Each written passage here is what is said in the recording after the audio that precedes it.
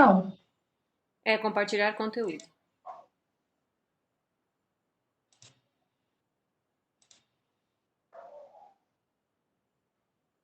Estão vendo? Sim, perfeito. Tá ótimo. Gente, então, boa noite. Só para contextualizar, né? Eu já mandei a primeira parte da aula para vocês, mas eu deixei aqui alguns dos slides dessa primeira parte, só para falar rapidamente, para quem não assistiu, então se ficou alguma dúvida, e depois, na continuidade, eu falo sobre os sistemas sensoriais propriamente dito, tá? Então, se qualquer coisa, se vocês quiserem interromper, perguntar, eu tirei aqui vocês de ver para não me atrapalhar para visualizar o slide, por enquanto, mas se vocês quiserem, Carol, aí tu me chama alguma coisa, viu? Pode ir.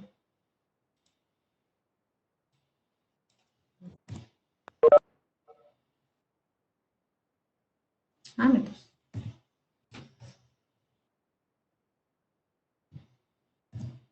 O slide não está passando.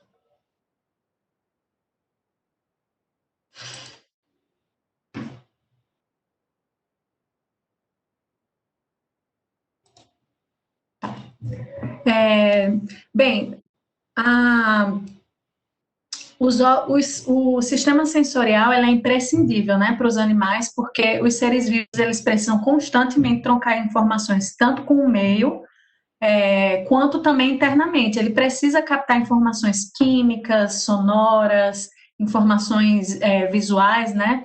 Tudo isso para poder executar seus comportamentos, comunicação com outros seres vivos e etc. Então, o sistema sensorial é super importante para todos os seres vivos, né? Incluindo o homem. Então, aqui eu coloquei, eu estou falando mais rápido essa parte, mas qualquer coisa pode me interromper, mas acredito que vocês já assistiram, né? Então, quando a gente fala de sistema sensorial, é um sistema complexo que a gente precisa ter receptores, células receptoras, que vão captar estímulos, seja do meio interno, ou então internamente, para manter o equilíbrio do nosso corpo, né? Essas células receptoras, elas vão captar o estímulo. Vocês conseguem ver meu mouse? Eu mexendo assim? Não. Então, Sim, as células elas vão captar um estímulo, seja ele, como tem aqui no exemplo, um estímulo químico, um estímulo de pressão, um estímulo luminoso. Ela vai fazer a transdução desse sinal dentro da célula receptora e para fazer também, quando ela recebe esse sinal e faz a transdução do sinal, o que é que vai acarretar?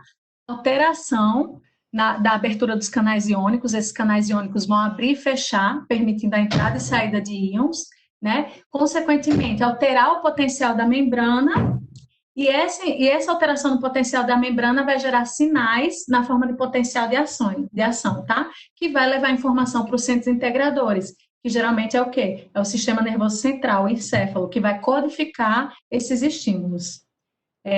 Isso tudo a professora Ana já falou nas aulas anteriores, né? Essa via de sinalização através de potenciais de ação. Então, aqui, ó, só para mostrar no exemplo, a gente tem uma célula receptora que nas suas membranas vão ter proteínas receptoras que vão captar os estímulos, seja ele qual for a natureza, certo? Esses estímulos vão fazer com que, através da via de transdução de sinal, esses canais iônicos abram e fechem, né? Fazendo o quê? Uma alteração no potencial da membrana para o sinal ser transferido para outros neurônios e até chegar no centro integrador, que a gente chama, que é o encéfalo.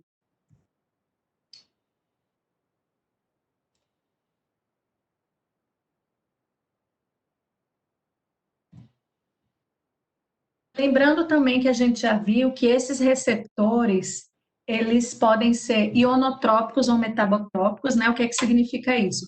Que o estímulo vai abrir ou fechar esses canais iônicos da membrana do receptor de forma direta, no caso dos receptores ionotrópicos, né? As próprias membranas, as próprias proteínas que estão presentes na membrana que vão receber os estímulos já são os canais iônicos que vão abrir e fechar, dependendo do estímulo, ou os metabotrópicos, que aí o que, que a gente tem? A gente tem uma proteína, certo? Que vai carrear esses estímulos de qualquer natureza, e aí a célula vai sofrer uma série de caminhos para então abrir os canais de íon, sódio, potássio, para ver essa transdução do sinal. Os receptores sensoriais que vão receber esses estímulos, seja ele qual for, eles podem ser de vários tipos. Pode ser um único neurônio sensorial, como a gente tem aqui, ó, nessa primeira foto. O neurônio é o próprio receptor, tá? Então, ele tem uma proteína receptora e vai causar toda aquela linha, né, de transmissão de sinal até gerar potencial de ação para os centros de integração. Mas também pode ser células de órgãos sensoriais complexos, como a gente vai ver, por exemplo, os olhos, o ouvido interno. Então, tem órgãos sensoriais específicos, mais complexos, e dentro desses órgãos tem células especializadas receptoras, que a gente vai ver depois. Nesse caso, as células sensoriais, elas vão ter as proteínas, né, que vão assimilar, vão receber o estímulo, fazer todo o processo de ativação da membrana através de potencial de membrana, para, assim, as vesículas com neurotransmissores liberarem neurotransmissores para atingirem os neurônios aferentes, né, que estão logo abaixo dessas células, e esses neurônios aferentes, esses neurotransmissores vão ativar os neurônios, gerando potencial de ação, tá? Que vão ser levados sempre ao final, centro de integração, que é o encéfalo que vai codificar essas mensagens de chegada até ele. E tem células simples em tecidos não sensoriais, né? Como, por exemplo, é o caso da pele em vertebrados, que a gente vai ver também. Os receptores sensoriais, eles podem ser classificados tanto quanto a sua localização, quanto a modalidade do estímulo que ele vai receber. Então, com relação à localização, eles podem ser esteroceptores, como o nome já diz, são receptores que estão mais externos no nosso corpo, que vão absorver sinais ambientais, estão na superfície externa do corpo. Os próprios receptores que estão nas nossas articulações, nos músculos, nos tendões, e são responsáveis por nos dar informação para o nosso corpo sobre a posição do nosso corpo, que é super importante. E os interoceptores, que são os receptores presentes nas nossas vísceras, e eles são responsáveis por dar informações internas, por exemplo, pressão osmótica nas nossas células, e etc. Isso é super importante para a gente manter o equilíbrio, né? O estado interno do nosso corpo está sempre em equilíbrio. Com relação à modalidade do estímulo, a gente tem quimiorreceptores, que, como o nome já diz, são receptores que vão absorver informações, captar sinais químicos, né? Aí a gente tem o olfato, o paladar, a sinalização de componentes do meio interno, também pH, oxigênio no sangue, etc. Temos os mecanorreceptores, que captam estímulos mecânicos, como pressão, movimento, aí, tato, audição, equilíbrio, propriocepção, tudo isso são estímulos dependentes de estímulo mecânico. Então, internamente também a gente tem receptores para estímulos mecânicos, por exemplo, aqueles receptores que estão ligados à nossa pressão arterial, né? Que nos trazem informações sobre pressão arterial dentro da gente. Temos os fotorreceptores, que são receptores que captam o estímulo da luz, termorreceptores, temperatura, e eletro- e magnetorreceptores, que captam estímulos de campo elétrico e magnético. Tá, então vamos lá. Esses receptores, existem alguns deles que podem captar mais um tipo de estímulo, que são os chamados de polimodais. Esses estímulos, por exemplo, a gente tem esse tipo de receptor, a gente tem, por exemplo, as ampolas de Lorenzini nos tubarões. As ampolas de Lorenzini são estruturas que estão aqui nesses orifícios, né? Na parte da cabeça, do focinho, vamos dizer assim, do do tubarão, a gente tem essas estruturas, esses buraquinhos que têm células receptoras que conseguem captar tanto campo elétrico quanto são células que têm a capacidade de captar estímulos mecânicos, como o tato, e também a temperatura.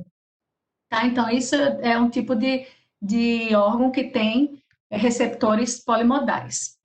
Um outro exemplo é quando a gente, por exemplo, fecha os olhos, nossos olhos têm receptores o quê? Fotorreceptores, né? Para captar a luz. Entretanto, quando a gente fecha o olho e pressiona, a gente está fazendo um estímulo tátil, né? Um estímulo de pressão aqui nas nossas células receptoras. Só que elas vão assimilar esse estímulo de pressão. Porém, a mensagem que ela vai mandar é um estímulo luminoso. Por isso que quando a gente aperta, a gente consegue ver uma luzinha branca, que é justamente por conta disso. E aí o pessoal fala, né, que levou um murro e viu estrelas. Um outro exemplo de receptores polimodais são os nociceptores. Os nociceptores são os receptores que estão na nossa pele, certo? E eles conseguem captar tanto diferença, estímulo de temperatura, de pressão, de compostos químicos.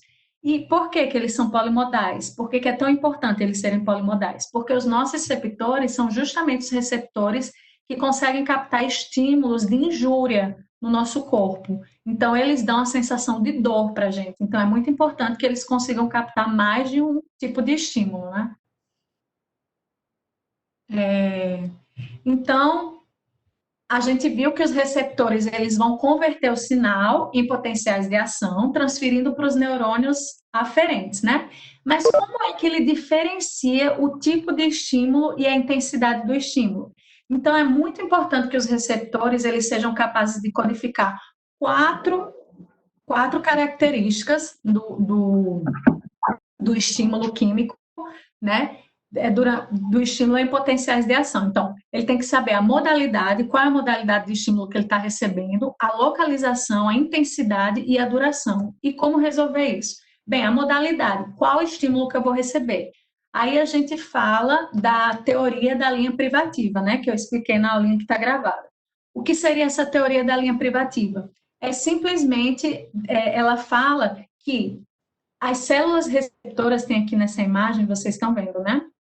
Ela segue um único caminho específico até chegar ao encéfalo. E esse caminho específico a maioria dos receptores, ele vai ser específico e sensível para um tipo de estímulo. E vai fazer sinapses com os neurônios aferentes específicos. Tá? Então, ela vai ter essa especificidade, é como se ela fosse seguir um único caminho. E o fato dela seguir esse único caminho até chegar no encéfalo faz com que ela tenha uma linha privativa que é só daquele estímulo, então isso faz com que ela consiga se reconhecer o tipo de estímulo. Se está passando por aqui, é porque é um estímulo, por exemplo, tátil, né? E ela vai fazer sinapse com neurônios aferentes específicos. Então, isso aqui é o que a gente chama de uma unidade sensorial. Então, a unidade sensorial é células receptoras específicas vão se ligar, vão fazer um caminho específico até chegar à zona de integração, né? Que é o encéfalo. Lembrando que no sistema nervoso central, as diferentes vias sensoriais vão se projetar para diferentes regiões do córtex. Então, por exemplo, se eu tenho uma célula que diferente tipo de receptores celulares, esses diferentes tipos de receptores celulares vão levar informações sobre uma modalidade diferente de estímulo a uma zona específica dentro do nosso córtex cerebral. Então, a gente tem um córtex responsável por receber informações de sabor, de tato, de som, de luz, de cheiro. E com relação à localização desse estímulo à intensidade, como fazer? Bem, vamos ter como exemplo o sentido do tato, certo? Em vertebrados. Então, quando as células receptoras do tato nos vertebrados, elas formam um campo receptivo, certo? O que significa isso? Uma região na pele que vai desencadear a resposta em um neurônio aferente, que são por exemplo, aqui nesse caso a gente tem um neurônio bipolar, né, que é o receptor. Lembra que eu falei que o receptor ele pode ser uma célula específica, por exemplo, uma célula ciliada, mas também pode ser o próprio neurônio, né, com as terminações nervosas. Então aqui eu tenho um neurônio bipolar, certo, com as terminações nervosas, e aí cada neurônio ele vai ter um campo receptivo, né, que vai ser essa região da pele que vai desencadear uma resposta desse neurônio aqui. Então, alguns neurônios têm campos receptivos maiores e outros têm campos receptivos menores. O que vocês acham? Os campos receptivos menores, eles vão dar informação com mais precisão da localização daquele estímulo, concorda? Enquanto campos receptivos com sobreposição maiores e que se sobrepõem, como eu vou mostrar na figura, eles são bons, eles têm uma característica interessante, porque eles aumentam o campo ali de percepção, porém, ele não tem uma acuidade, né? Você não consegue dizer com toda certeza de onde vem aquele estímulo específico. Então, aqui, ó, por exemplo, cada neurônio sensorial primário vai ter. Ui, desculpa. Cada neurônio sensorial primário vai ter uma zona específica, né, um campo receptivo específico, e esses vão se sobrepor, formando um grande campo receptivo. E aí essa informação vai chegar nos neurônios secundários até chegar no encéfalo. Então, com relação à acuidade tática, e aí para quem fez a aula prática, é bem interessante a gente saber que no nosso corpo existem diversas partes com sensibilidade táticas diferentes, justamente por conta desse campo, né? Então, aqui, por exemplo, a gente tem um gráfico com o limiar médio de discriminação entre dois pontos. Então, a gente estimula ali dois pontos nessas áreas do corpo, e algumas vão ter o limiar super curtinho, ou seja, a distância curtinha entre dois pontos que você está estimulando, ele já consegue diferenciar que são dois pontos, enquanto em outras partes do corpo, por exemplo, como o ombro e etc., o limiar para descobrir que são dois pontos distintos é bem grande. Ou seja, eles precisam estar mais distantes para você descobrir que são dois pontos distintos. Ou seja, isso é o que a gente chama de acuidade tática. Bem, com relação ainda à localização e à intensidade do estímulo, existe um fenômeno que é super interessante, que é o de inibição lateral, que é justamente para melhorar a acuidade, a sensibilidade de um estímulo, com relação ao estímulo.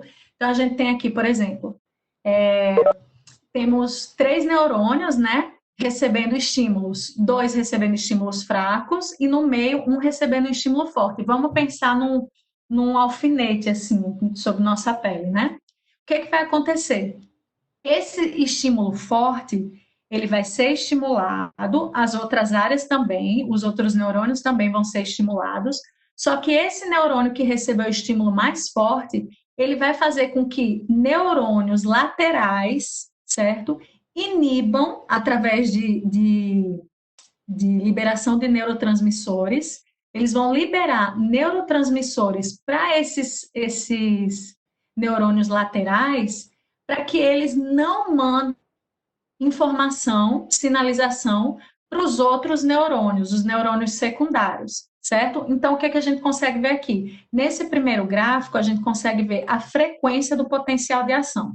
Lembrando que a frequência do potencial de ação ela está relacionada à intensidade do estímulo. Então, se eu tenho um estímulo muito forte, o potencial de ação, a frequência vai ser bem grande. Se eu tenho um estímulo fraco, o potencial de ação vai ter uma frequência curta. Então, aqui nesse primeiro gráfico, é isso que a gente consegue ver. No segundo gráfico, depois que esse neurônio que recebe o estímulo forte produziu uma inibição, né, nos seus neurônios vizinhos, o que vai acontecer? Vai haver uma somação nessa frequência do potencial dele. Os outros não vão sinalizar, então só vai ser sinalizada a informação desse estímulo forte, desse neurônio. Então, aqui a gente percebe que o potencial de ação dele, a frequência do potencial de ação dele vai lá em cima. Então, a informação que vai chegar para o encéfalo é que, para o córtex cerebral, é que de localização precisa desse estímulo, tá? Então, isso é muito importante para a gente ter aquele reflexo de se proteger, de proteção. Com relação à duração dos estímulos, a gente também consegue ter essa informação através dos receptores. E aí a gente tem dois tipos de receptores, aqueles de adaptação lenta e os de adaptação rápida.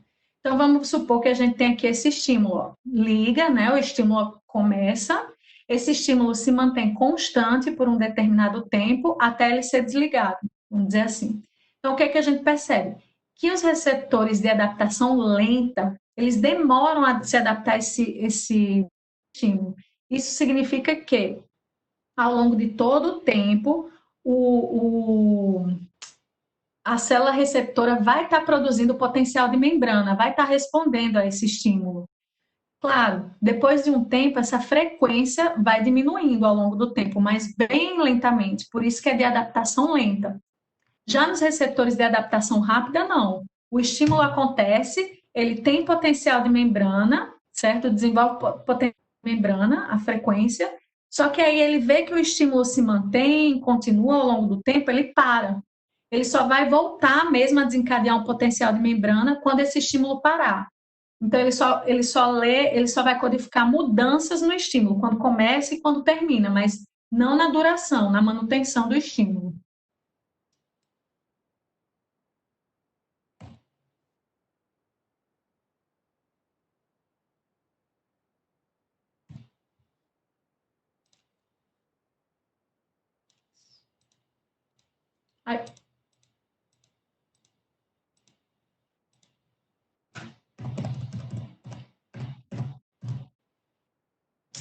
Tá, então vamos lá.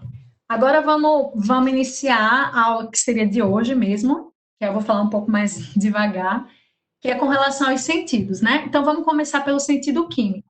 Os estímulos químicos, eles estão presentes entre os animais desde de sempre. São dos estímulos, assim, desde uma célula unicelular, ela tem a capacidade de se comunicar quimicamente, né? A gente tem a quimiotaxia, ela vê um composto, ela consegue se atrair ou não pela aquele composto químico, até os animais mais simples, até os mais complexos.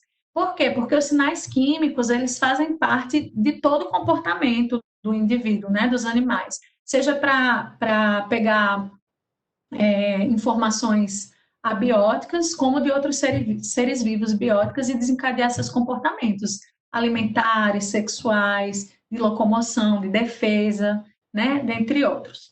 Então, quando a gente fala no sentido químico, a gente vai estudar os sistemas olfatório e gustatório. Por quê? Porque são sentidos, sistemas que são influenciados pela captação de compostos químicos, né?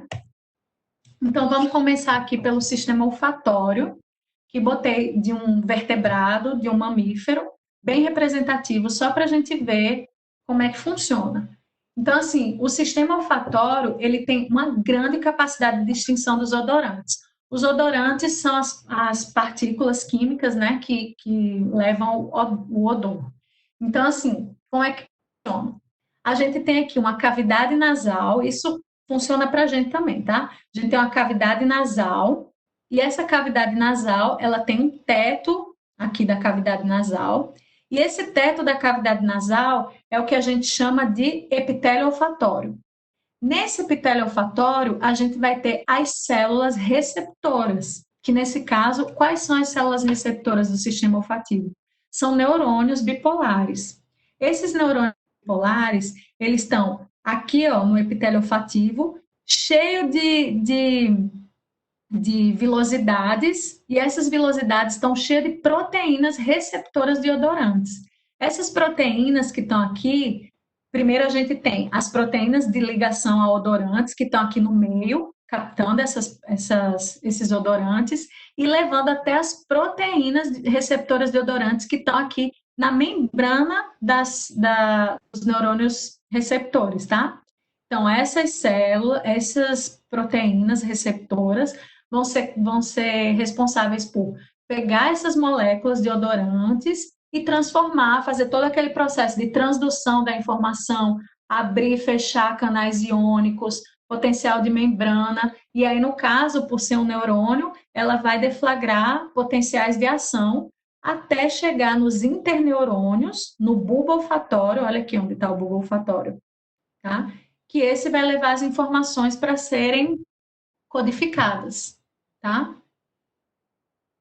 Então, aqui a gente tem, ó, no ser humano, a mesma coisa, ó, o epitélio olfatório, e aqui a gente consegue ver os neurônios bipolares com os cílios, né? Esses cílios com as membranas que vão ter as células receptoras, e elas levam até os neurônios do bulbo olfatório, tá? Para quem não sabe, ó, o bulbo olfatório é a localização aqui na parte de baixo do cérebro, tá? Aqui também outra imagem, só para ficar mais claro. Então, o sistema olfatório ele é bem característico por conta da grande capacidade de distinguir os odorantes. Ou seja, os compostos químicos, se ele tem uma diferençazinha só, o organismo já consegue identificar como uma substância diferente, com um odorante diferente, traduzir em um odor diferente. Tá? Aqui é como acontece se a gente der o zoom, né, nessas células receptoras, o que é que acontece? O odorante vai se ligar a uma proteína receptora. Essa proteína receptora, isso é importante, ela vai estar ligada a uma proteína G. E essa proteína G, que é a proteína G que é também encontrada na sinalização hormonal e etc. Só que quando ela está ligada a um odorante, quando ela se liga a um odorante, essa proteína, a proteína G vai ficar ativada em forma de proteína G olfatória e vai desencadear uma série de processos até chegar no quê? Na abertura e fechamento dos canais iônicos para haver a alteração do potencial de membrana e a deflagração de potenciais de ação. Tá? Isso aqui é só para vocês entenderem o mecanismo mais macro.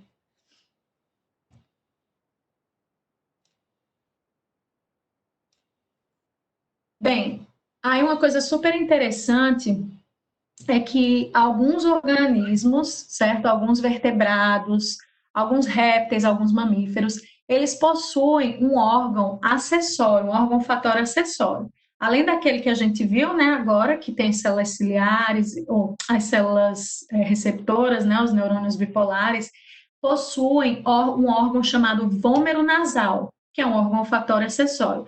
Esse órgão vômero nasal, ele é responsável por captar feromônio, que é um odorante específico, principalmente ligado à reprodução, a comportamento sexual, comportamentos hierárquicos.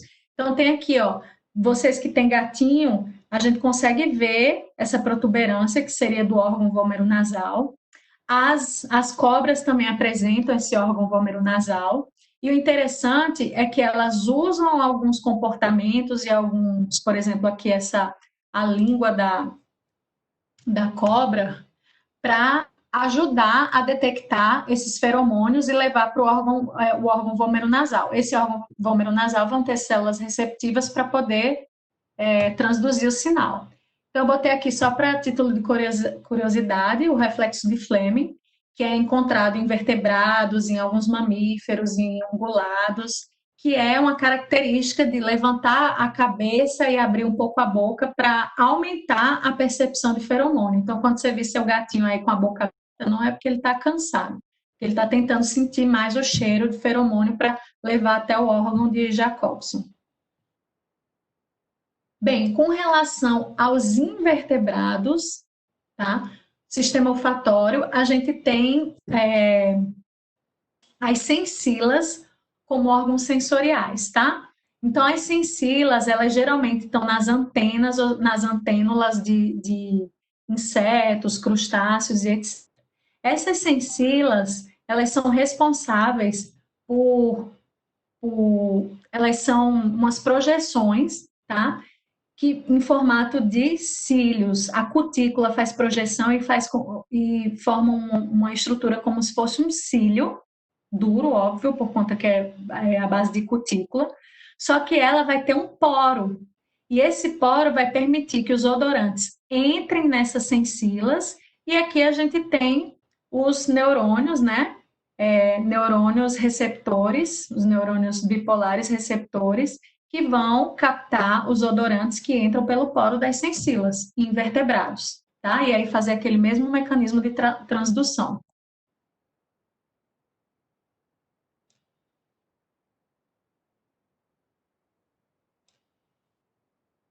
Bem, agora vamos falar sobre o sistema gustatório, né? Ele é bem mais restrito do que o sistema olfatório. Ele não tem essa capacidade de detectar uma quantidade infinita de moléculas. Ele é mais restrito. Então, a gente tem os receptores não vão ser neurônios bipolares, vão ser células epiteliais, tá? Que vão responder com potencial de ação apenas às substâncias químicas específicas presentes nos sabores, tá? Então, como é que é isso? A gente consegue perceber sabores específicos, né? Que são salgado, doce, amargo, azedo e umami, que é mais recente, que se estuda esse sabor. Então, a gente tem na língua, no palato mole, na laringe, no esôfago, os receptores estão localizados nesses lugares. Eles estão organizados em papilas gustativas, ó, aqui a foto. As papilas gustativas, que são essas bolinhas, né, presentes nesses lugares que eu falei. Essas papilas gustativas contêm, quando você dá um zoom maior, botões gustativos, e esses botões gustativos são essa estrutura como se fosse uma cebola, que eu vou mostrar bem direitinho como é que funciona. Esses botões gustativos é onde tem as células receptoras de químicos, né, responsável pela percepção de sabor. Então, vamos lá. Cada sabor, ele vai ser distinguido, por quê? Pelo que o receptor vai conseguir captar. Então, geralmente, salgado, os receptores vão captar sais ionizados. Doce, vai captar açúcares, glicídios, aminoácidos. É o tipo da molécula que ele vai captar, vai conseguir perceber. O amargo, substâncias orgânicas em geral. O azedo, os ácidos, né, que são os íons H. O umami, que é o sabor da carne, principalmente, é caracterizado pela captura de estímulo de aminoácidos, principalmente o glutamato. Então, assim, hoje, aquele negócio que a gente aprende na escola, que a língua tem as partes que percebem os sabores, a gente sabe que é mito, que é errado. Na verdade, não é isso que acontece. O que acontece é que as papilas gustativas, elas têm especificidade para o tipo de substância química, de composto químico que ela vai perceber e assim dar o sabor. Bem, como eu falei, os receptores, né, eles estão localizados na língua, palato mole, laringe e esôfago, na maioria dos vertebrados terrestres. Porém, em alguns vertebrados aquáticos, essas papilas elas estão presentes em diversas partes do corpo. E aí eu trouxe aqui para vocês um peixe bagre, e esses barbilhões deles apresentam várias papilas gustativas, tá? Esses botões gustatórios, na verdade. As papilas gustativas, que dentro tem os botões gustatórios. Então, o que é o botão gustatório? É essa estrutura aqui. O botão gustatório, ele é um poro, certo? Dentro desse poro vão ter várias células receptoras gustatórias, tá? Que vão desencadear em neurônios aferentes primários. Então, ela recebe através de proteínas que captam a informação química e levam para essas células, onde integra potencial de membrana, liberam neurotransmissores para os neurônios que vão desencadear potenciais de ação, tá? Então, lembrando que aqui os receptores são células receptoras. Aqui eu trouxe, a gente não vai adentrar muito, é só para mostrar para vocês que os mecanismos de transdução, se a gente for olhar microscopicamente como é que acontece esse mecanismo de transdução do sinal, ele é diferente de acordo com os sabores, tá? Então, aqui, ó, por exemplo, os sabores salgado e ácido, a gente consegue diferenciar dos sabores doce e amargo. Os sabores salgado e ácido, eles são simplesmente os canais receptores na membrana das células receptoras, são as proteínas receptoras, são os próprios canais iônicos, tá? Então, aqui, ó, que vai receber, o salgado vai receber íons Na+, e o ácido vai receber íon H+, né? Lembra que eu falei que é a especificidade deles? E aí eles vão desencadear o quê? Em abertura de canais iônicos, potencial de membrana, e aí vai acontecer que eles vão desencadear na abertura das vesículas com neurotransmissores, tá?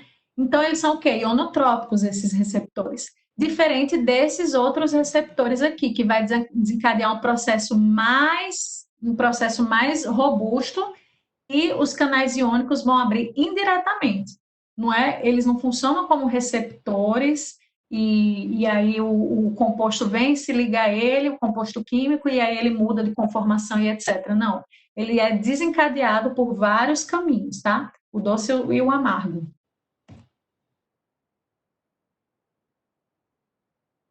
Bem, agora a gente chegou no sentido mecânico, tá? A gente estava falando do olfatório, né? Do sentido químico, que é o olfatório e o gustatório, e agora a gente vai para o sentido mecânico, que é tato e pressão. Então, ali, para poder absorver informações sobre tato e pressão, a gente tem mecanorreceptores, tá? Mecanorreceptores vão assimilar informações mecânicas, estímulos mecânicos, como vibração, toque, pressão. Internamente ainda, controle do volume celular, a pressão arterial, os sentidos do tato, a audição, o equilíbrio, tá? E elas possuem proteína, elas são proteínas mecanorreceptoras. Vou falar mais. Então vamos lá. Os mecanorreceptores de tato e pressão, especificamente, eles são divididos em três tipos: em baroreceptores, em receptores táteis e proprioceptores, tá? Então vamos lá. Mecanorreceptores são células capazes de captar estímulos mecânicos. E eles podem ser de três tipos. Os baroreceptores vão perceber alterações na pressão da parede dos vasos, nas partes do coração, no trato digestório, ou seja, é uma coisa mais interna, que eu não vou falar agora, não vou falar nessa aula. Já os receptores táteis é aquele que a gente está mais acostumado a estudar, né? Que sente o tato, a pressão. Então, tato, pressão, vibração da superfície corporal, tudo isso são os receptores táteis que conseguem perceber. E os próprios receptores são receptores que nos dão informação sobre a posição do corpo, que eu vou falar depois. Mas primeiro vamos falar sobre os receptores táteis, tá? Então, aqui a gente tem uma célula, a gente tem a pele, vamos dizer, de um vertebrado, para mostrar para vocês os receptores táteis que a gente tem. A gente tem vários tipos de receptores táteis. A gente pode ter simplesmente terminações nervosas livres, vocês estão vendo aqui no meu mouse, terminações nervosas livres, ó, que são nada mais do que neurônios, tá? Neurônios que estão ali, as terminações nervosas, estão cheios de receptores na membrana para sentir o quê? Tato grosseiro, temperatura, dor. Então, essas terminações nervosas são o que a gente chama de termorreceptores também, porque eles recebem essa informação de temperatura. São sob a superfície da pele de praticamente todos os tecidos, tá? E eles são de adaptação lenta. O que é que significa isso? Lembra aquele gráficozinho que eu mostrei? Enquanto tiver o estímulo, ele está lá deflagrando potenciais de membrana, tá certo? Então, eles são de adaptação lenta. Que é, por exemplo, o que dá a sensação de dor, que ele tem que ser de adaptação lenta, porque você não pode se adaptar à dor, né? Não pode se adaptar rapidamente à dor e deixar lá se queimando ou se machucando. Então, esse é um tipo de receptor mecânico, tá? Terminações nervosas livres. Tem também as terminações nervosas associadas aos folículos pilosos, ou seja, estão associadas ao pelo. A gente tem o pelo, e aí a gente vai ter terminações nervosas livres associadas a esse pelo, né? Que vão que vão receber, como uma terminação nervosa livre normal, que eu falei antes, vão receber informação. Aí, por exemplo, a gente tem o bigode do focinho de alguns mamíferos, que é super importante ele ter esses receptores, né? É importante para carnívoros, roedores e etc., para ter a sensibilidade ali no bigodinho. Temos também aqui nessa figura, dá para ver os corpúsculos de Pacini, que é um outro tipo de receptor, de mecanorreceptor, tá? Corpúsculos de Pacini, que são os maiores receptores do corpo. E eles ficam nas camadas mais internas da pele e do músculo, tá? Nas articulações e nos órgãos internos. E esse é um mecanorreceptor de adaptação rápida, tá? Tem os discos de Merkel, aqui, ó. São, nada mais é quando eu falo aqui, ó. Desculpa, eu esqueci de falar. Corpúsculos de Pacini, discos de Merkel, são células terminações nervosas, mas que estão associadas a algum corpo diferente, né? Alguma projeção diferente, que é o caso do corpúsculo de Pacini e os discos de Merkel. São terminações nervosas associadas a uma parte acessória, vamos dizer assim. Tá? Então, os discos de Merkel são expansões em forma de disco, que dão informação de tato e pressão contínua, tá? Eles têm uma adaptação lenta e um pequeno campo receptivo, ou seja, ele dá uma informação bem acurada de onde o estímulo está sendo deferido, né? E a gente tem os corpúsculos de Ruffini também, que é responsável por dar informação sobre o estiramento da pele, ele fica também em camadas profundas da pele, e é também de adaptação lenta. Só para eu falar aqui para vocês que os discos de Merkel, eles não dão informação sobre como ele tem um campo receptivo pequeno, ele dá informação para a gente sobre tato e pressão bem precisa. Então, por exemplo, quando a gente vai fazer leitura de Braille, né? Quando alguém vai fazer leitura de Braille, eles usam esses receptores dos discos de Merkel, que eles são bem precisos. Bem, os próprios receptores eu não vou adentrar muito, mas é só para falar que esses próprios receptores, eles nos dão informações sobre a posição do corpo. Então, por exemplo, ele é o que faz a gente ter nossos movimentos coordenados. Por exemplo, quando a gente vai passar numa porta, não bater na parede, conseguir passar, ter noção da posição do nosso corpo. E aí tem várias estruturas, os próprios receptores, que fazem esse papel. Os corpúsculos de Ruffini que eu citei lá, eles também fazem parte do sistema proprioceptor. Os fusos musculares, os órgãos tendinosos de Golgi, os receptores das cápsulas articulares. Eu botei só para vocês saberem que existe, né? Mas sempre sabendo que eles são responsáveis por perceber alterações no músculo, no tendão, né? Movimento das articulações. Por quê? Porque ele está responsável por dar essa informação de posição do corpo. Bem, os insetos, como é que eles fazem essa percepção, né, de tato e etc? Pelas sensilas. Lembra que eu falei que eles usam as sensilas para outros sentidos também? E eles têm os artrópodes com exoesqueleto, eles também vão ter sensilas tricoides, que chama, que é uma expansão, uma projeção da cutícula, que fica semelhante a um cílio.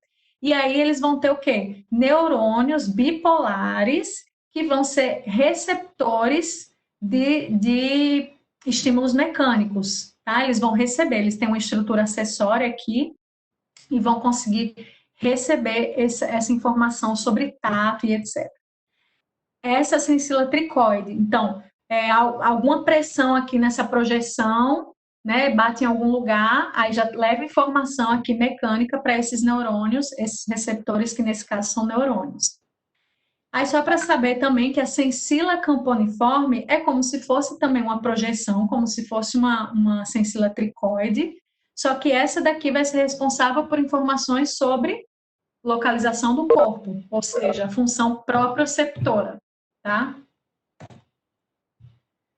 Bem, agora vamos lá, o sentido mecânico, ele também nos dá informação sobre audição. Por quê? Porque A audição nada mais é do que você conseguir captar informações sobre ondas sonoras, né? As ondas sonoras vão fazer vibrações, ou seja, é um estímulo mecânico para a gente captar como som. Então, o sentido mecânico a gente tem tanto o equilíbrio quanto a audição. Então, para o equilíbrio é o quê? A posição do corpo em relação à gravidade. É diferente de propriocepção. A posição do corpo em relação à gravidade é você conseguir mexer sua cabeça, etc., sem desequilibrar. Vamos pensar assim. E a gente tem a audição, né, que também está relacionada ao sentido mecânico, que detecta e interpreta ondas sonoras. Então, nos vertebrados, a orelha ela é responsável tanto pela audição quanto pelo equilíbrio, tá? Já nos invertebrados, a gente tem a orelha para o sentido da audição e estatocistos para o equilíbrio, é separado, tá? Então, aqui eu trouxe só para vocês verem o que seria um estatocisto. Seria essa, de uma lagosta, seria essa estrutura aqui, cheia de neurônios sensoriais ciliados, tá? Que vocês vão ver que são as células receptoras de estímulo mecânico. E aí, a gente tem, dentro desse estatocisto, a gente tem um líquido e vários estatólitos, que são pequenos carbonatos de cálcio. Então, à medida que o animal vai se mexendo, essa aguinha vai mexendo com esses estatólitos e vai causando, excitando as células sensoriais, tá? E essas células sensoriais vão trazer informações da posição do corpo da lagosta enquanto ela está se movimentando.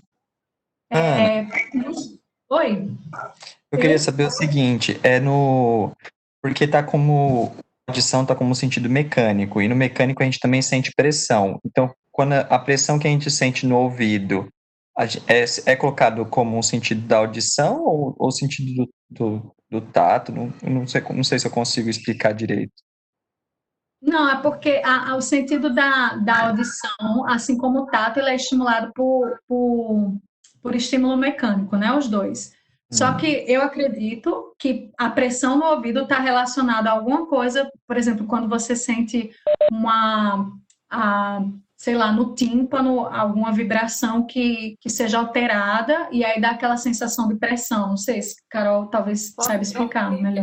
Deixa eu falar rapidinho. É o seguinte, o ouvido interno da gente, ele é formado por um conjunto de ossos, não só os 3 ossículos que levam a informação mecânica, mas um conjunto de ossos que contém 3 canais semicirculares, 2 órgãos otolíticos e a cóclea. Os canais semicirculares e os órgãos otolíticos, eles servem para percepção de equilíbrio, principalmente, né? Pressão e equilíbrio. A cóclea é onde tem a percepção auditiva especificamente, certo? Então ela é um novelinho assim, com células ciliadas, que dependendo de onde essas células, que região do novelinho é estimulada, a informação sensorial sonora vai chegar no córtex auditivo, vai ser interpretada. Muito bem, vamos voltar para a parte do equilíbrio. Os canais semicirculares, eles têm líquido dentro, assim como todo o ouvido interno. Então quando você gira a sua cabeça, o líquido dentro dos canais se move e você consegue perceber rotação. Tanto que quando criança, né, que fica rodando e fica tonto. Porque o líquido continua, né? E aí a percepção é de que você continua rotacionando. Se fizer isso, você cai. Normal. Os órgãos otolíticos são esses que têm esses otólitos que a Luli estava falando aí. Então, eu tenho 2 órgãos otolíticos, o sáculo e o trículo. Eles também têm células com cílios. Essas células com cílios, elas ficam dentro de uma cúpula gelatinosa. Em cima da cúpula gelatinosa, as pedrinhas, os otólitos, que são pedrinhas de carbonato de cálcio. Essas pedrinhas, elas fazem pressão em cima da célula. Então, aquela cúpula gelatinosa, ela fica com essas pedrinhas fazendo pressão. Quando você aumenta a pressão ambiental ou diminui a pressão ambiental, esse da pedrinha diminui ou aumenta. E é isso que a gente percebe. A cúpula gelatinosa vai estar mais ou menos impactada. ok? Outro jeito de perceber isso é quando você está andando no carro rápido e peca a questão de fazer movimento. Ou quando você está no elevador, sobe muito rápido, parece que você saiu do chão. Você não saiu do chão, só a percepção que as pedrinhas se moveram.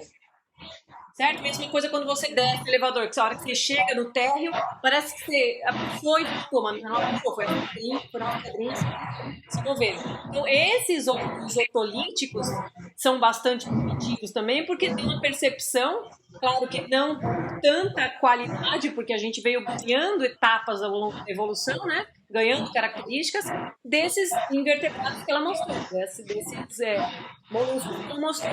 O órgão mais complicado. Mas depois, se vocês forem procurar na internet imagens, vocês vão ver que os órgãos otolíticos são bem elaborados. Luli, perguntando aqui, ó, tem um pessoal querendo saber se as proteínas G do receptor olfatório, se aumentar o número de proteína G, você percebe mais cheiros ou não? Bem, considerando que as proteínas G são as proteínas que estão associadas a receptores, né, proteínas receptoras dentro da membrana, eu estou supondo, tá? Carol pode corrigir. Eu estou supondo que quanto mais receptores na membrana, maior a capacidade de você captar o estímulo químico. Não só na membrana, mas as proteínas que também carregam do muco para perto do receptor, quanto mais proteínas eu tenho, melhor. Então, o muco na região nasal é muito importante. Né? Eles são o elemento que gruda a molécula olfatória ali, né, o odorante, e vai conseguir chegar até o receptor. Então, tem que estar sempre úmido, tarará. Não posso ficar com o nariz seco, senão isso prejudica.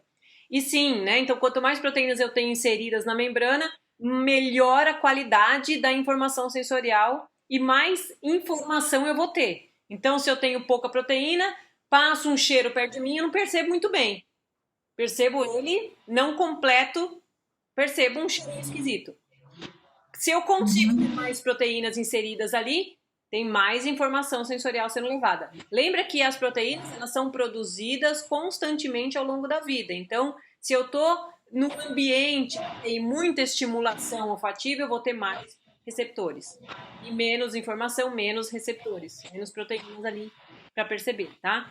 Além da diferença entre nós humanos, primatas de maneira geral, que somos microsmáticos, nós temos pouco olfativo, perto dos animais macrosmáticos, cachorro, né? Esse que é então é hiper macrosmático de longe da gente. Percepção olfativa muito melhor. Tá. Eu tô vendo aqui, tá ruim de me ouvir? Eu vi aqui. Não, é porque quando a Luquiari tá falando, se você desligar o seu áudio, aí não dá retorno, porque é como se a voz fosse 2 vezes. Isso, mas deu certo. Eu entendi, pelo menos. Tá. Peraí, então, deixa eu colocar aqui. Vocês não estão vendo minha tela, não, né? Compartilhada? Não. Tá.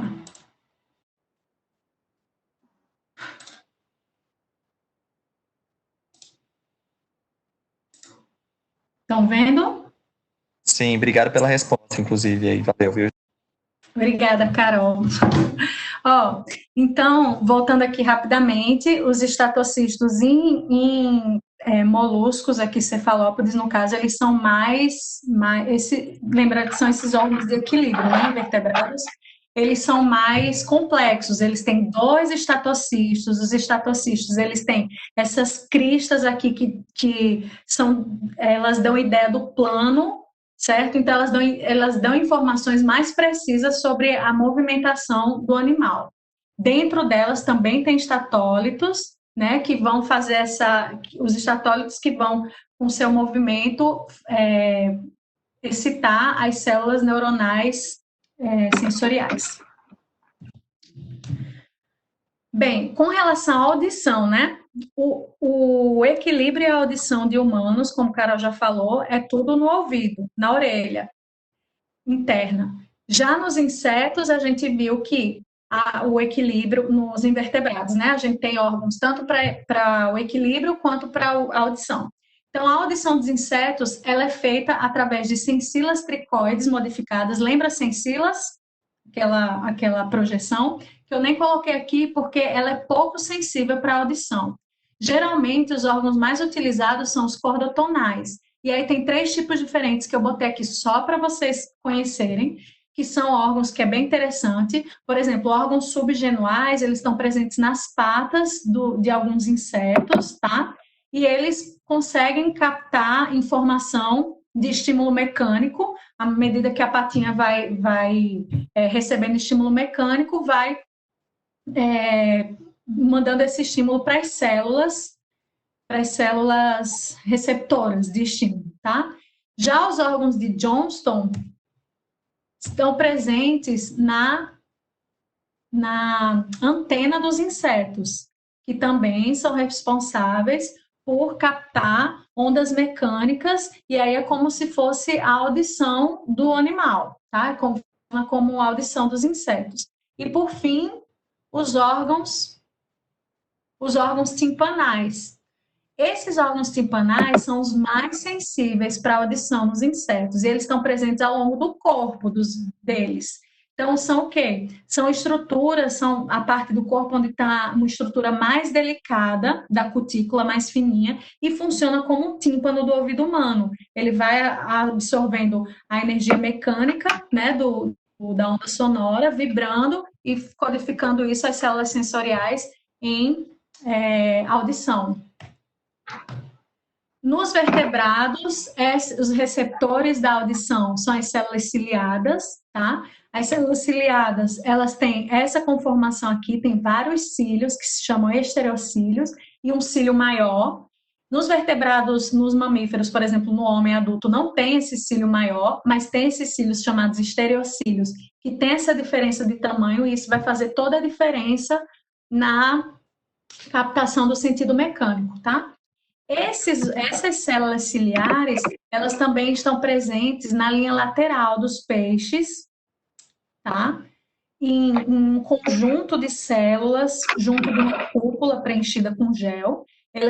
Esses conjuntinhos aqui estão todos alinhados na linha lateral do peixe, e Carol falou na aula passada que são responsáveis por captar alterações mecânicas na água, pressão e etc., e aí ele consegue saber se tem predador e etc. Então, são os neuromastos, essa estrutura aqui.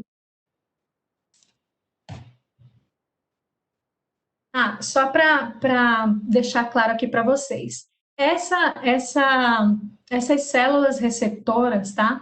Elas vão vibrar, os cílios vão se movimentar para poder excitar a célula receptora. Essa vibração, ela pode ser, dependendo do estímulo, dos estereocílios menores para os maiores ou dos maiores para os menores. Essa diferença no sentido da vibração vai dizer se ela vai liberar mais neurotransmissores ou menos transmissores, que eu vou mostrar já já. Então, aqui, só para vocês verem a orelha dos vertebrados, tá? Ela é formada por uma área externa, que é a orelha externa, que tem a pina. A pina vai diferenciar a forma em todos os animais, cada um tem uma forma, né, praticamente.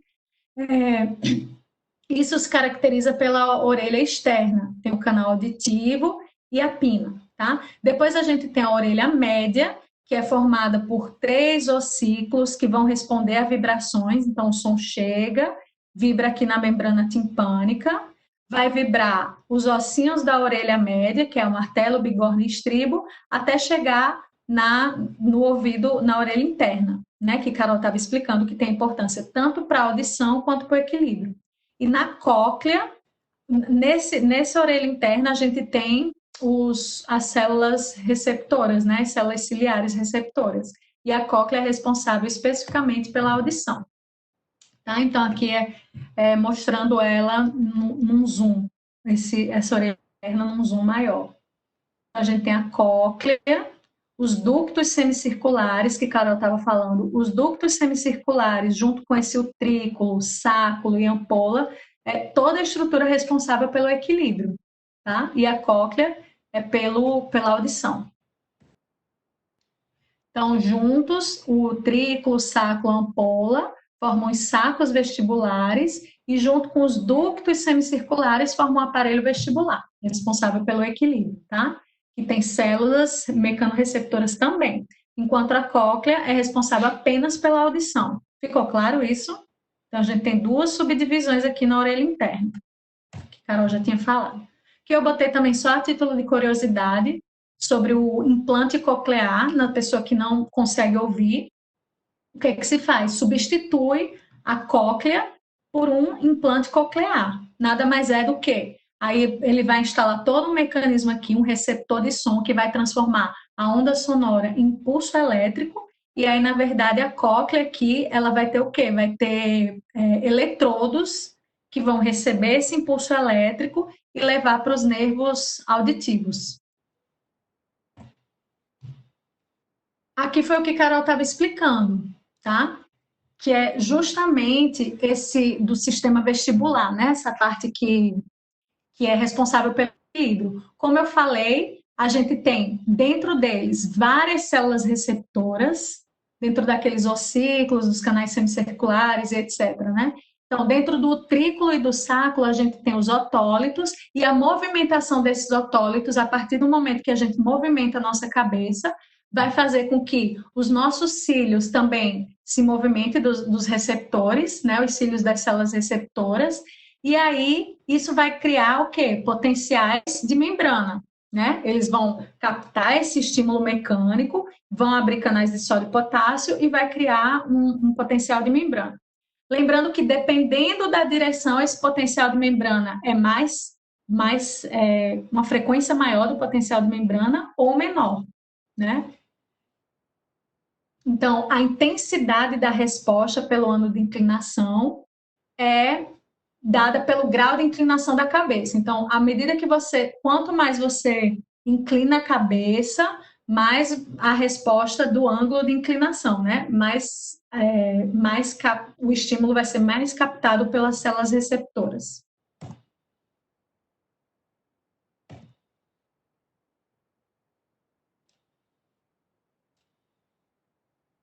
A mesma coisa acontece para os movimentos porque aqui são os movimentos angulares, ó, rotação da cabeça. Tá vendo esse desenho da cachorrinho? Aí em um outro, são nos ductos semicirculares. Aí a gente vai ter as células receptoras, né, os estereocílios, nos ductos semicirculares, imagina. Aí aqui passa um líquido. A partir do momento que você vira a cabeça, aqui não tem otólitos, tá? Esse líquido vai excitar por estímulo mecânico as células receptoras e vai desencadear em potenciais de membrana.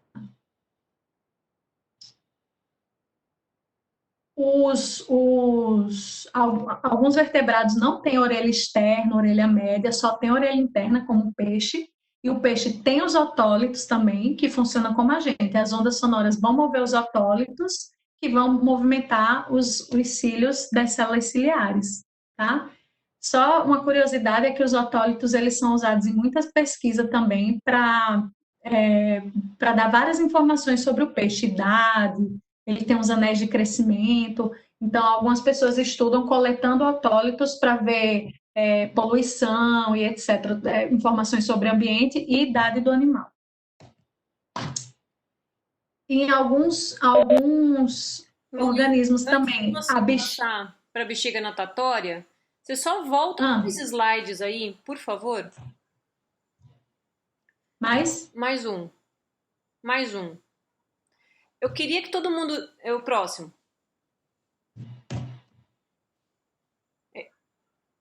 Mais? Não, da orelha do cachorro lá. Cadê? Pra frente. É esse. Não, pra frente.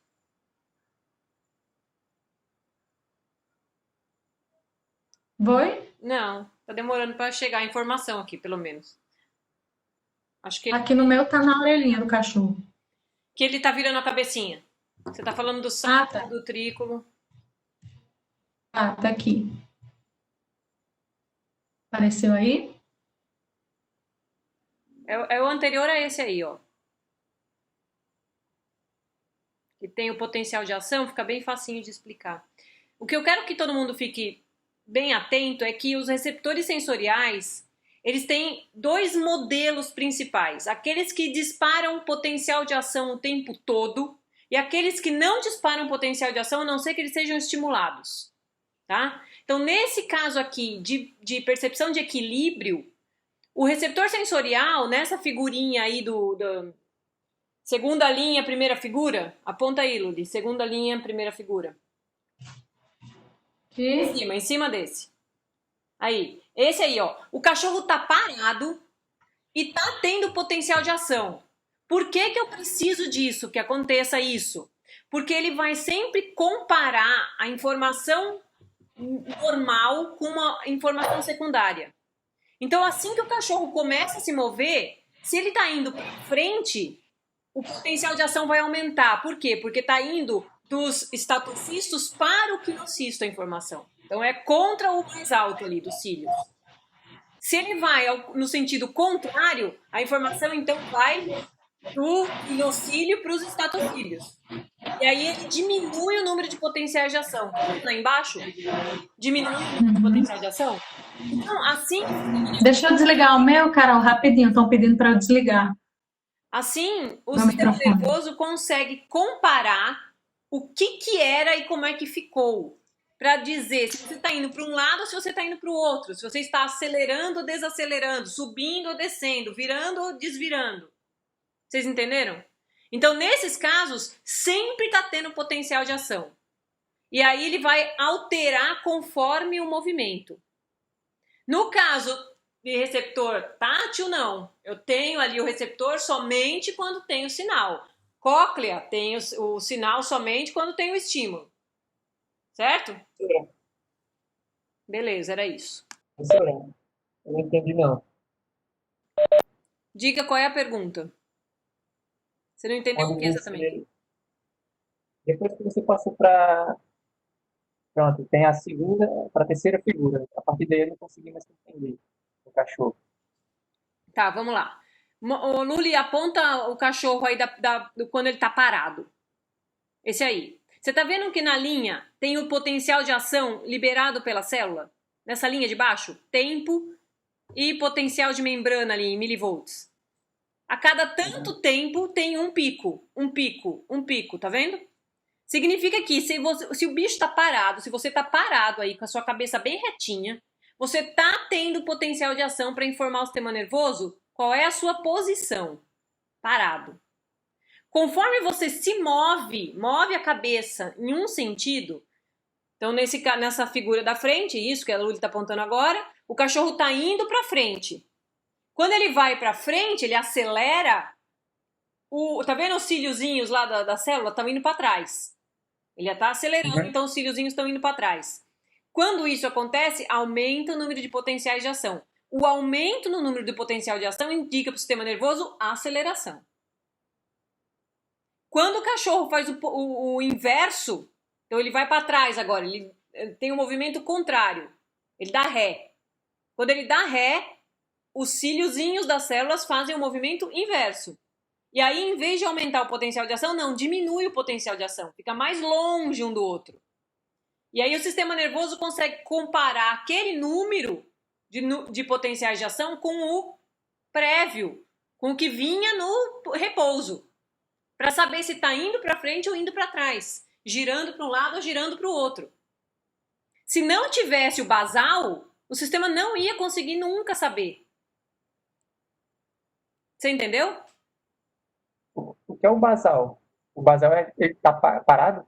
O basal é parado, exatamente. O basal é ter potenciais de ação com alguma frequência quando ele está parado.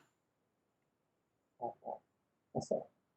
Compreendi. Todo mundo entendeu Valeu. isso? Certo? Então, isso aí é bom falar agora, porque eu vou pôr um vídeo para vocês que vai ter que ser abordado esse assunto. Eu não vou falar sobre isso depois, então é bom que todo mundo fique claro. Toda vez que você está falando de posição do corpo, a informação tem que ser contínua. Você não pode perder, senão você fica muito tempo parado aqui, o teu corpo para de detectar que você está parado, você cai. Não seria normal fazer isso. Você tem que estar sempre tendo a detecção. Manda ver, Luli.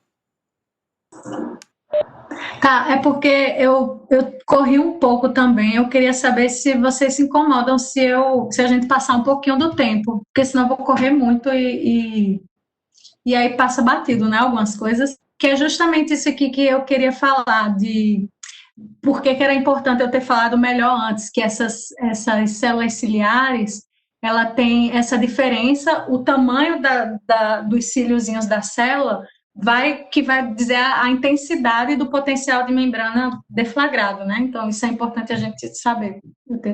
Deveria ter falado melhor.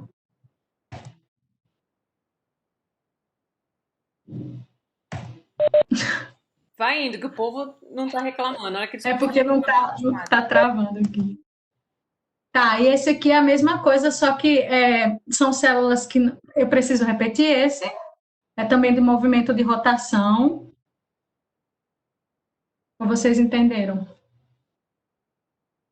Vou passar, então. Entendeu? Pode passar. Tá. Então, esse aqui da bexiga natatória é só para falar que para amplificar o som, algumas alternativas foram criadas, vamos dizer assim, né? A bexiga natatória, por exemplo, ela se liga, ó, a bexiga natatória passa a se ligar ao sistema auditivo, e aí o que que acontece? A bexiga natatória, ela vibra, né? A bexiga natatória é um órgão cheio de ar. Ela vai vibrar e vai amplificar a resposta das células receptoras, que as células receptoras elas estão ali para detectar vibração, né? Que a onda sonora cria vibração. Então, a vibração da bexiga natatória faz com que amplifique esse som. Essas ligações da bexiga natatória com a orelha interna, ela pode ser através de ossículos weberianos, né? Ou então através de ductos aéreos. Então, a gente consegue ver ossículos weberianos, por exemplo, nas carpas. Tá? Elas têm esse sistema aqui de amplificação do som.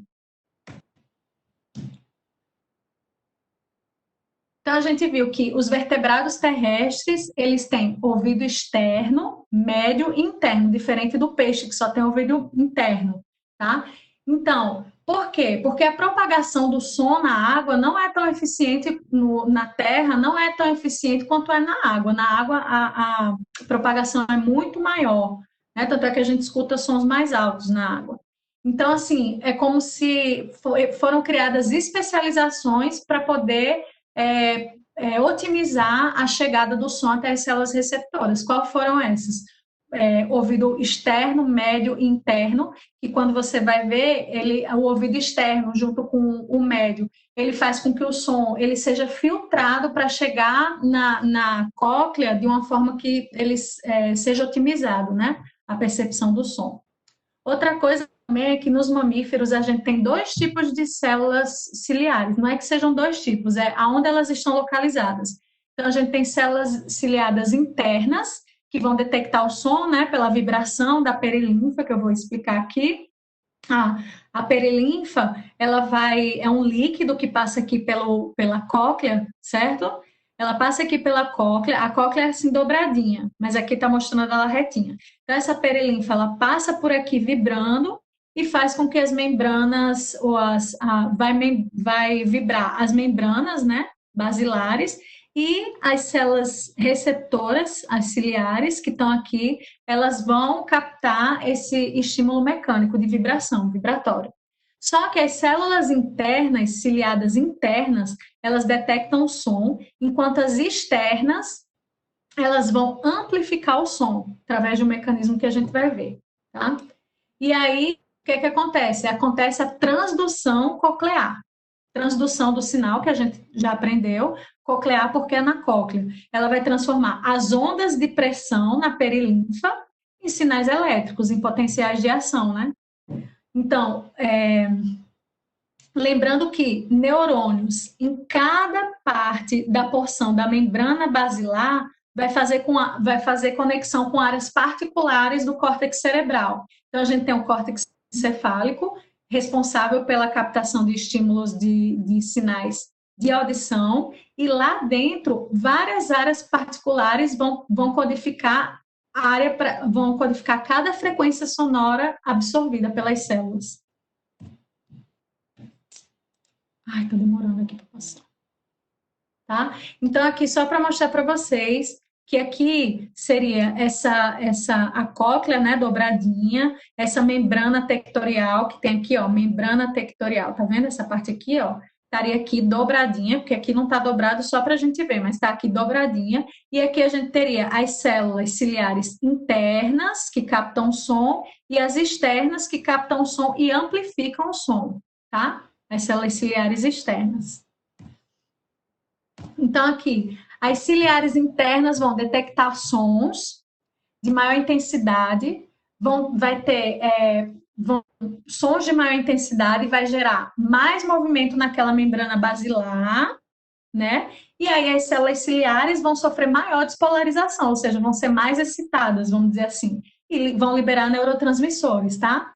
E vai gerar uma maior frequência de potenciais de ação nos neurônios aferentes. Então, isso aqui é o normal que a gente já aprendeu. Já as células ciliadas externas, elas vão amplificar o som, tá? Então, em resposta às ondas sonoras, o que é que vai acontecer? As células ciliadas, elas vão se despolarizar e mudar a forma, ao invés de liberar neurotransmissor, tá? Ao invés de liberar transmissor, essas células ciliares externas vão mudar o seu formato. E aí, essa mudança de forma vai ser por quê? Porque ela vai ser ativada por uma proteína chamada prestina, que essa proteína já foi estudada, inclusive a genética, o gene da prestina foi estudada, e aí quando tem uma mutação nessa prestina, que faz a mudança da conformação da célula externa, ciliar externa, é o que causa surdez, uma das causas, né? Pode ser essa. Então, porque ela vai mudar a conformação, essa proteína prestina, e essa mudança de conformação vai fazer com que a membrana basilar seja puxada e aumente o seu movimento.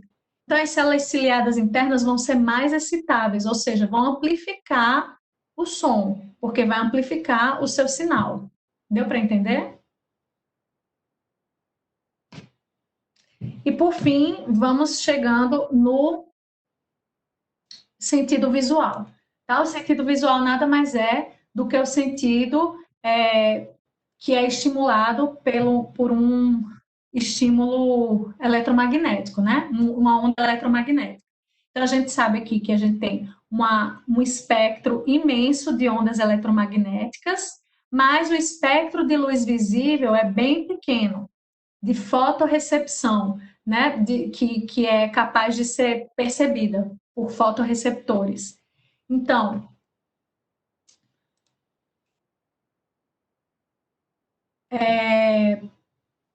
e o espectro de luz visível pelo homem é ainda menor. Então, o espectro de luz visível é de 300 a 1000 nanômetros e o espectro visível pelo homem é de 350 a 750. Então, é uma faixa pequena nesse espectro visível, tá?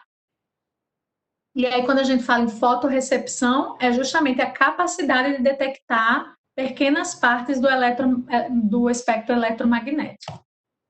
Bem, vamos lá. Então, a gente tem, já vimos mecanorreceptores, né? Vários receptores, e agora está nos fotorreceptores. As células fotorreceptoras, elas podem ser dois tipos. Fotorreceptores ciliados, tá? E os rabdoméricos. Aí eu botei essa figurinha aqui, que é mostrando ao longo dos grupos animais, quais são os tipos de receptores existentes em cada grupo dos animais. Então, por exemplo, os quinidários, quitenóforos, eles têm receptores ciliares. Os vertebrados, a gente, também tem células fotorreceptoras ciliadas. Desculpa.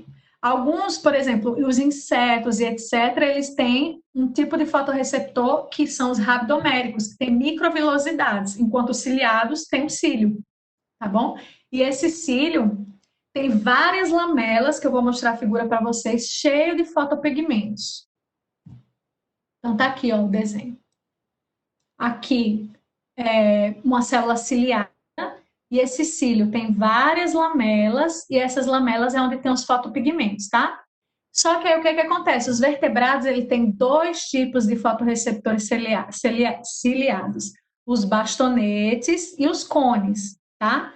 Então, deu para entender, né? Esses são fotorreceptores ciliados, que tem dois tipos. Então, aqui eu botei um quadrinho com as diferenças das características dos bastonetes e dos cones. Os dois são fotorreceptores ciliares. A forma difere. Sensibilidade. Os bastonetes são sensíveis a pouca luz, enquanto os cones são sensíveis à luz brilhante.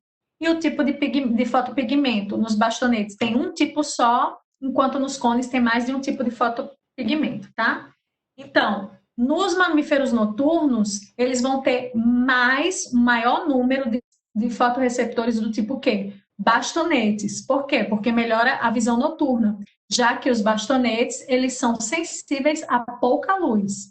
Então, mesmo com pouca luz, ele consegue captar o máximo de energia possível.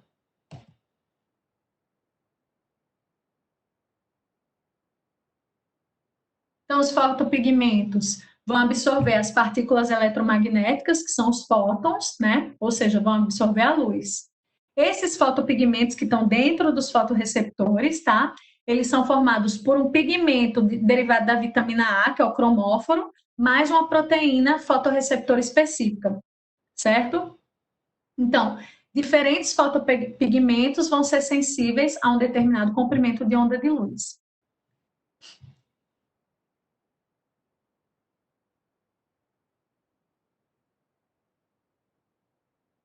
Vamos lá falar agora nesse órgão super complexo que vai receber, que tem células diferentes que recebem o estímulo fotoquímico, o estímulo deu branco agora, o estímulo que possui fotorreceptores. Então eles vão ter várias células especializadas. Então, isso vai fazer com que ele tenha mais informações acerca do estímulo, a direção do raio luminoso, o contraste entre claro e escuro, vai ter a capacidade de focar, tá? Enquanto tem as células, que são células individuais, com pigmentos, que conseguem fornecer informações sobre luminosidade, etc., mas menos precisa de direção. Então, alguns organismos têm ocelos e outros têm olhos mais complexos. Então, aqui eu botei alguns tipos de olhos que existem nos grupos animais, desde os mais simples até os mais complexos. Aqui tem o olho simples, que tem uma retina primitiva. A retina é onde estão as células fotorreceptoras, tá? Sempre vai ser assim, a retina, e aí que se liga aos neurônios aferentes primários. Então, esse é o tipo do olho em lâmina plana.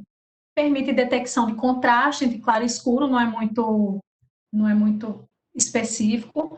Fornece algum sentido de direção da luz e é frequente nas formas larvais ou como olhos acessórios de alguns organismos.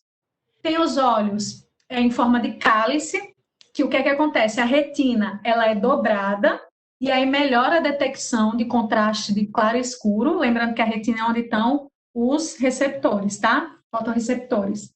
Melhor discriminação na direção e intensidade da luz.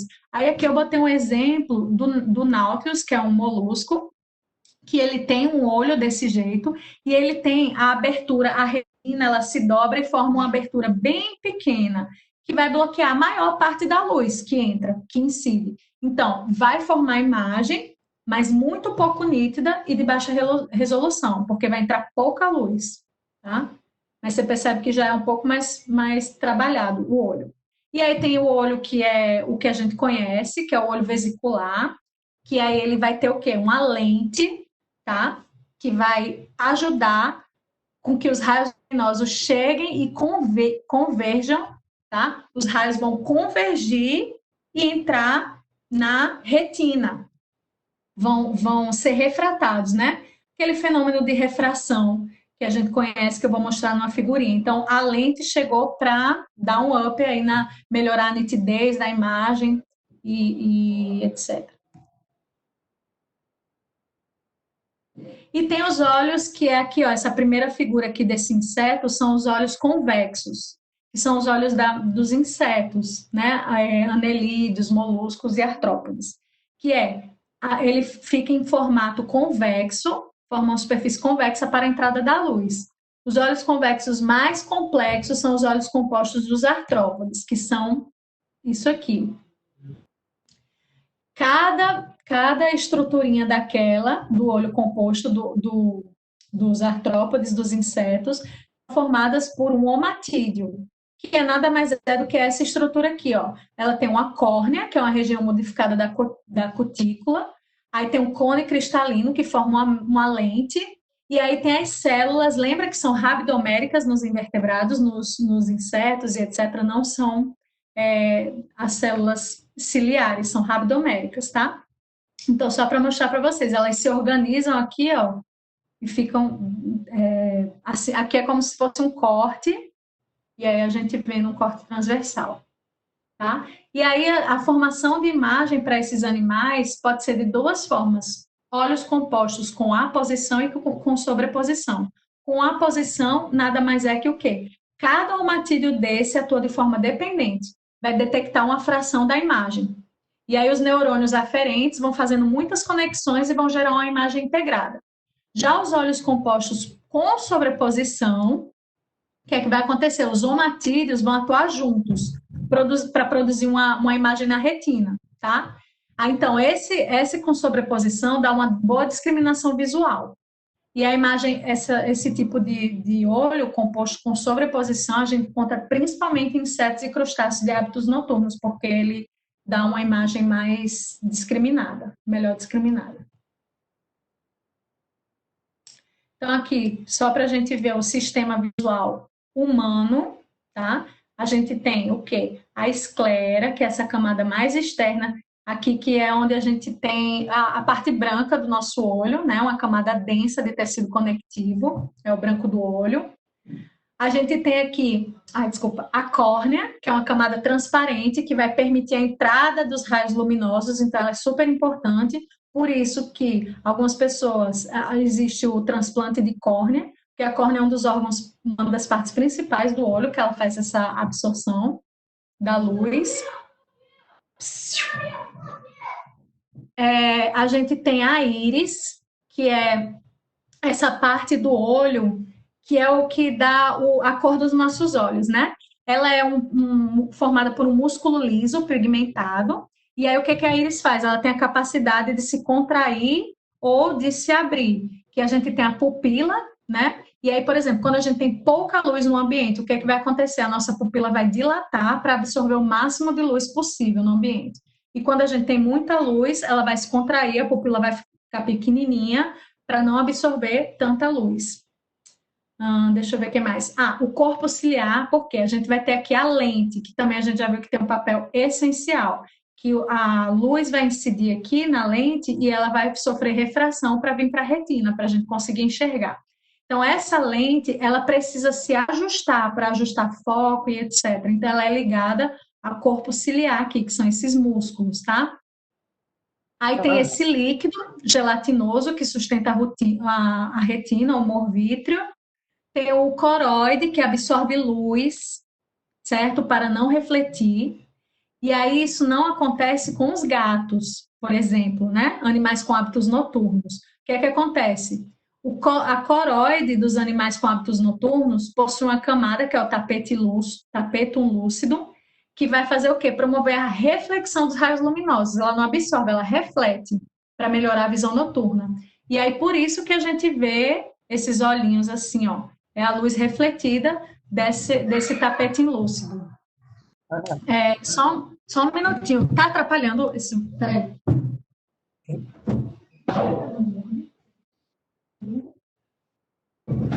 Pronto.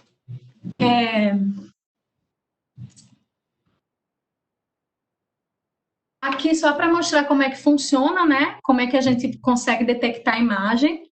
A gente, principalmente a córnea, como eu falei, que recebe a luz, esse estímulo luminoso, e a lente, elas vão funcionar como lentes convergentes, ou seja, a luz vem de uma fonte, bate nessas lentes convexas e elas vão convergir, né? Convergir e vão,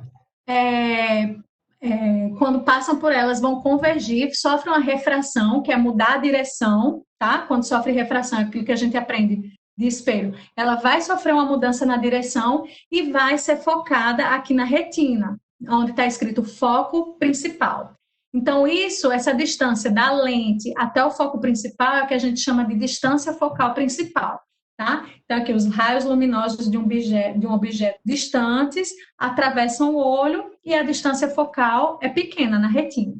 Quando você tem um objeto próximo, esses raios luminosos, o que é que vai acontecer? O que é que vai acontecer? A distância focal vai ser aumentada e a imagem não vai ficar na retina, que é esse segundo exemplo aqui, tá? Quando você tem um objeto perto. Então, como é que resolve? Aí você não conseguiria enxergar. Como é que você resolve esse problema? Você faz ajustes, o olho, ele faz ajustes, ele vai mudar a distância focal, a lente vai alterar a sua forma, vai mudar a distância focal, vai ajustar, entendeu? Tornando a imagem um objeto que vai ficar justamente na retina, que é, por que ela precisa estar na retina? Porque na retina é onde tem as células fotorreceptoras. A imagem precisa estar na retina para ser captada pelos fotorreceptores. Aí eu botei aqui, ó, a córnea é quando a gente quando a gente tem problema de grau, é o quê? É justamente que a gente perdeu essa capacidade de focar, né? Então, quando a gente faz a cirurgia para correção de grau, a gente faz justamente uma correção na córnea, né? Para corrigir esse problema de foco e refinamento, por conta da refração. Então, aqui só para mostrar que também isso a gente aprende desde sempre, que a imagem, ela vem, os feixes de luz, e a imagem ela é formada na nossa retina ao contrário, né? Porque ela sofre justamente por conta desse processo de refração, tá? As ondas luminosas, elas sofrem refração quando passa pela córnea e pela lente.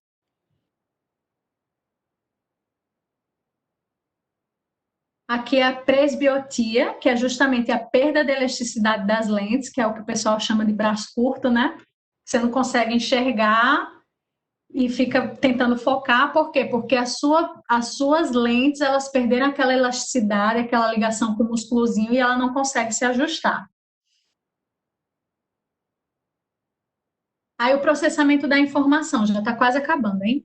Processamento da informação, como é que acontece? Lá na retina, a gente tem o quê? A gente tem as células fotorreceptoras, né? Bastonetes e cones, as células ciliadas, que tem esses dois tipos, tá? E aí elas se ligam às células, aos neurônios bipolares, e esses se ligam aos neurônios ganglionares, que vão levar informação para o nervo óptico, tá? Então, a luz vem, bate na retina, vai ser captada pelas células ciliares fotorreceptoras, passam para os neurônios aferentes, para as células ganglionares, que vão levar informação para o nervo óptico, tá? Tudo naquele processo de transdução que a gente conhece. E aí, o que acontece? Vão ter variações no tamanho do campo receptivo.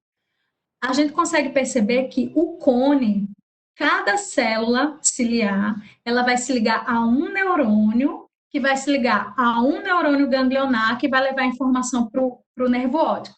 Diferente dos bastonetes. Vários bastonetes se ligam a um neurônio, que vai se ligar ao nervo óptico. Tá? Então, o que acontece? O cone, ele vai gerar campos receptivos pequenos, pois cada célula ganglionar recebe sinapses de um único fotorreceptor. E o que é que isso acarreta? Que os cones vão captar imagens de forma mais detalhada e de alta resolução, certo? Por quê? Porque o campo receptivo, lembra que a gente aprendeu o campo receptivo? O campo receptivo dele vai ser menor. Então, isso acarreta numa imagem mais detalhada, numa maior acuidade. E aqui, para finalizar, como é que acontece o processamento dessa informação, né? Quais as vias neurais? Os axônios das células ganglionares, né? As últimas célulazinhas aqui, ó. As células ganglionares. Os axônios vão formar o nervo óptico. Estão vendo aqui o nervo óptico? Vão formar o nervo óptico, que vão se cruzar no quiasma óptico. Ó, os nervos ópticos. Então, tudo que foi visto pelo olho esquerdo vai se cruzar no nervo óptico para chegar, ó, no córtex direito. e o contrário também, tá?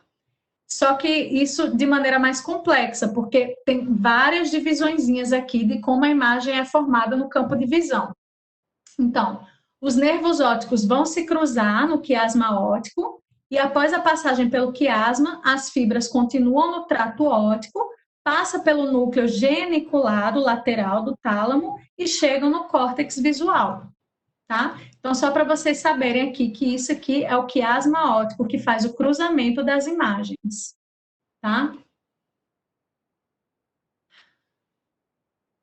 Aí botei só um slide de eletrorecepção que eu achei interessante, que é a capacidade de sentir, já saiu de visão, tá? Eletrorecepção é só a capacidade de sentir estímulos elétricos com células eletroreceptoras, que eu falei das ampolas de Lorenzini, né? Eu falei que eles são receptores que são capazes de perceber tato, pressão e campos eletromagnéticos também. Então, é muito comum em organismos aquáticos ter essa percepção de campos elétricos, porque os organismos eles estão produzindo campos elétricos o tempo todo, seja pelos seus movimentos de músculos e nervos, pelo fluxo da água, o fluxo da água nos objetos, então tudo está gerando ali um campo elétrico. Então, para os animais aquáticos é muito importante essa habilidade de detectar campos elétricos, tá?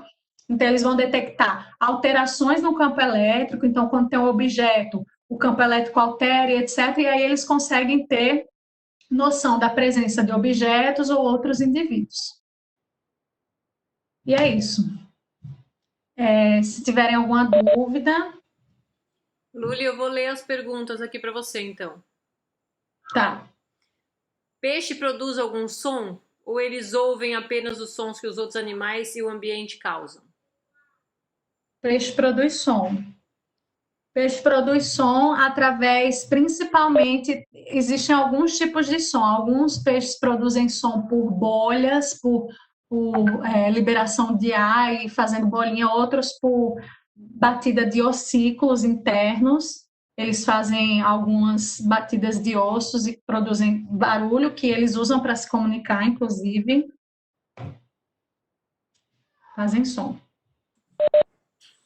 Tá, então, você sabe dizer mais alguma coisa sobre tipos de som, não? Que eles produzem? Não, eles produzem não. Por que eles desenvolveram essa estratégia? Como é? Por que eles desenvolveram uma estratégia de melhoramento do sentido de produção de som, né? De percepção e produção de sons? Tem muito a ver com comportamento social, reprodutivo, antipredatório. É uma série de elementos que acabaram fazendo com que alguns grupos desenvolvessem. Nem todos os animais desenvolveram capacidade de produção de som, som de peixes, né? A gente sabe que alguns mais recentes, siluriformes, produzem som, ou por estridulação, ou por movimento da bexiga natatória, ou por bolhas, são formas diferentes. E geralmente associado a um comportamento específico, né? Aí a outra pergunta é: as aves não têm orelha externa, mas, se eu não me engano, elas têm adaptações na cóclea para distinguir os sons. Porém, não confio na minha memória. Fala aí alguma coisa. Também não sei dizer. Então, sim, as aves têm orelha interna, não tem externa, tem interna, mas elas têm um pavimento, algumas, né? Tem pavimento de penas modificado. Então, embora não tenha orelha, elas têm uma modificação na estrutura das penas em volta do ouvido, do buraco, que faz a entrada de som. Ela funciona como uma orelha. Principalmente corujas, a gente consegue até ver essa modificação, né, em corujas. E outra coisa interessante de aves é que muitas têm localização distinta. Um ouvido é mais alto e outro é mais baixo, para comparação de sons.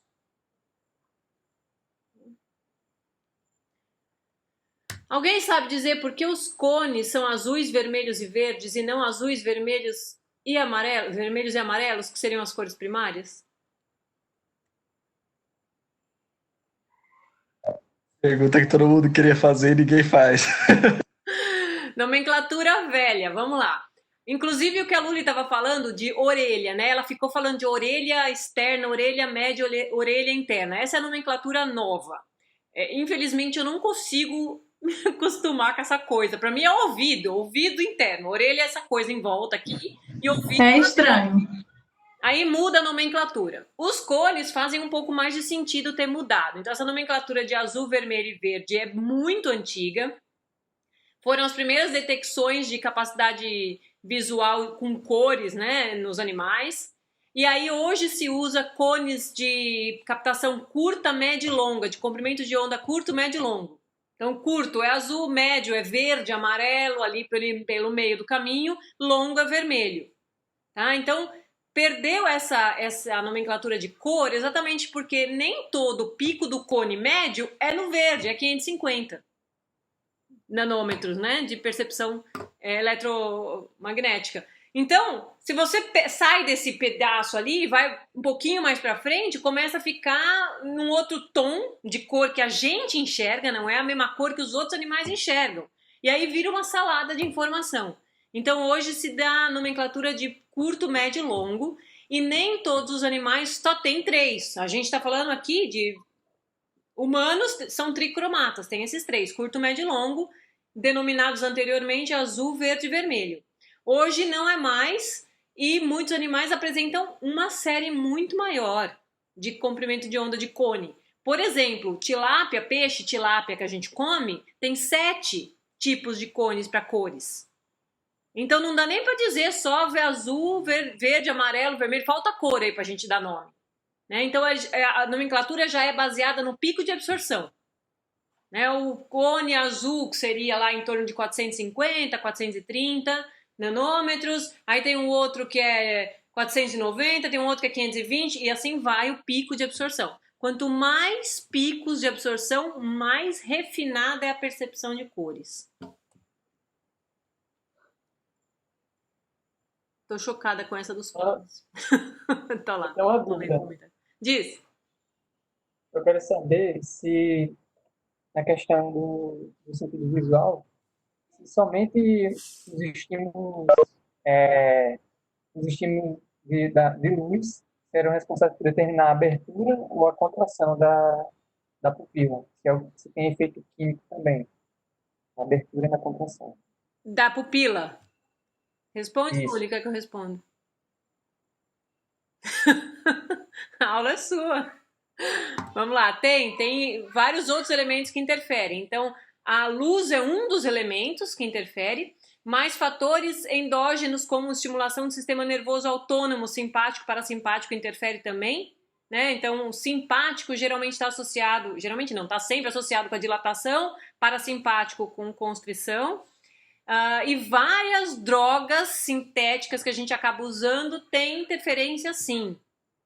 Tá? Então, por muito tempo na Idade Média, período romântico, era usado um colírio chamado beladona. Beladona causa dilatação pupilar. Por que era usado esse tipo de colírio? Porque as mulheres que tinham pupilas maiores eram entendidas como mulheres que tinham uma capacidade amorosa maior. Então elas queriam ter a pupila dilatada sempre para atrair homens. Aí pingava o negócio, fica com o pupilão lá, não enxerga porra nenhuma, mas tá atraindo homens. E essa aula tá sendo gravada e eu falei palavrão. Respondi ou era mais... O que mais queria saber a respeito disso? Não sei nem quem me perguntou. Respondeu. Beleza. Mais perguntas, galera? Gente, só lembrando, tem lá a aula prática de sensorial para vocês fazerem, tem aula prática de motor também quarta-feira e a gente discute tudo na sexta, tá? Senão a gente não vai terminar nunca mais. É muito pesada essa segunda semana aqui, tem que valer o mês inteiro, então deixa tudo para sexta-feira que a gente tem mais tempo de discutir na sexta. Beleza? Aí tem texto lá e tem vídeos para vocês verem, assistam os vídeos pra gente poder ir para a aula da quarta. E essa eu ponho lá. Beijos. Tchau, galera. Valeu.